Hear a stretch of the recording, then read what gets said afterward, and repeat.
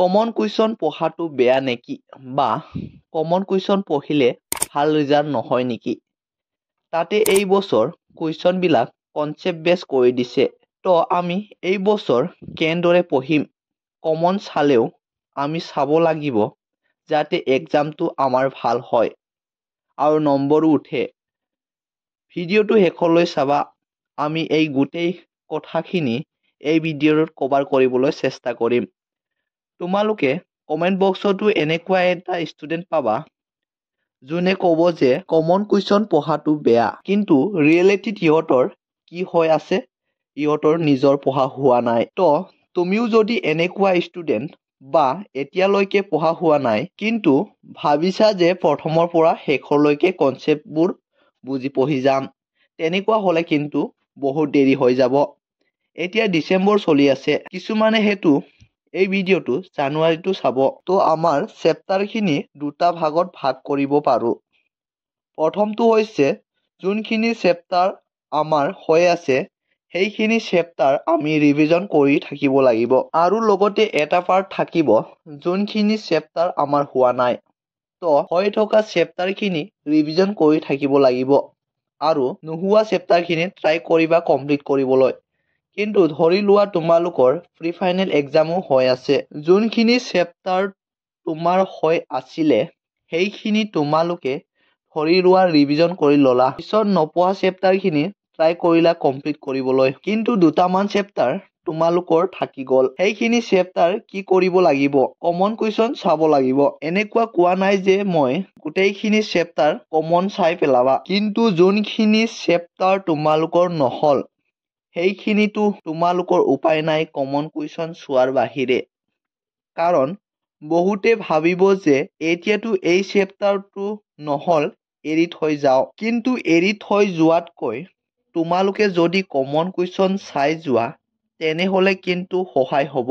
আমি যদি CBSE টো চাওঁ, তাতো বহুতো চেনেল আছে যোনে নেকি কমন কুৱেশ্যনবোৰ প্ৰভাইড কৰে, যাতে যোনখিনি পাৰ্টটো কমপ্লিট হোৱা নাই তাৰ পৰাও তোমালোকে ভাল নম্বৰ স্ক'ৰ কৰিব পাৰা। আৰু লগতে তোমালোকে 80-20 ৰুলৰ কথাও নিশ্চয় শুনিছা চাগে, যে যোনটো তোমালোকৰ 80 মাৰ্ক থাকে সেইটো তোমালোকৰ 20 মাৰ্ক চিলেবাছৰ পৰাই আহে। এতিয়া যদি আমি অসমৰটো চাওঁ, 80% কুৱেশ্যন বৰ্ডৰ কাৰণে তাৰ মষ্ট ইম্পৰ্টেণ্ট টপিক কিছুমান আছে, যে তাৰ পিছত মষ্ট ইম্পৰ্টেণ্ট ৰিপিটেড কুৱেশ্যন আছে।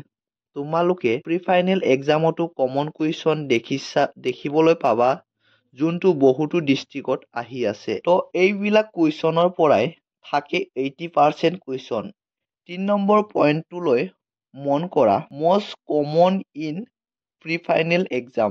প্ৰি ফাইনেল এক্সামৰ কুৱেশ্যন পেপাৰ যদি তোমালোকে ভালকৈ মন কৰা কমন কুৱেশ্যনবোৰ দেখিবলৈ পাবা। আৰু সকলো স্কুলতো টিচাৰবিলাকে কয় প্ৰি ফাইনেলৰ কুৱেশ্যন পেপাৰবোৰ প্ৰেক্টিচ কৰিবা। এই কথাটো কোৱা হয় কিয়? কাৰণ বৰ্ড এক্সামবিলাকৰ পেটাৰ্ণ থাকে আৰু কিছুমান কমন টপিকৰ পৰাও কুৱেশ্যন বেছিকৈ আহে।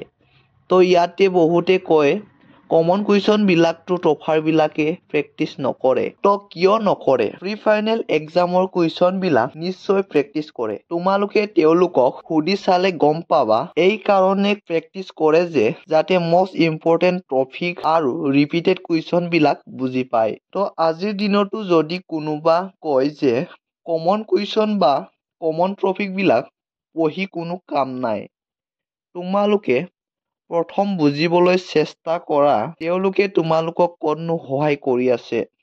একো ক্ষেত্ৰতে তেওঁলোকে সহায় কৰি নাই। এতিয়া মে' বা জুন মাহ হৈ থকাহেঁতেন বেলেগ কথা, কিন্তু এতিয়া কি মাহ? ডিচেম্বৰ মাহ আৰু জানুৱাৰী মাহো পাবলৈ হ'ল। তো তোমালোকে কমন কুৱেশ্যন পঢ়া নিয়মটো তোমালোকে জানিব লাগিব যে কি ধৰণে পঢ়িব লাগিব। কিন্তু এনেকুৱাও নহয় যে কিতাপখন পঢ়াও বাদ দিব নালাগে, কিন্তু তোমালোকে ইয়াৰ লগতে ইম্পৰ্টেণ্ট টপিক ৰিপিটেড কুৱেশ্যন বুজিবৰ কাৰণে প্ৰি ফাইনেল এক্সামৰ কুৱেশ্যন পেপাৰ প্ৰেক্টিচ কৰিব লাগিব। আমাৰ চেনেলটোত প্ৰতিটো বিষয়ৰ ইম্পৰ্টেণ্ট কুৱেশ্যনবোৰ আপলোড কৰি থৈ দিয়া আছে, তোমালোকে চাই ল'ব পৰা। আজিৰ ভিডিঅ'টো ইমানেই আছিল। যদি ভিডিঅ'টো ভাল পালা like comment share and subscribe কৰিবলৈ একেবাৰে নাপাহৰিবা। ভিডিঅ'টো শেষলৈকে চোৱাৰ বাবে ধন্যবাদ।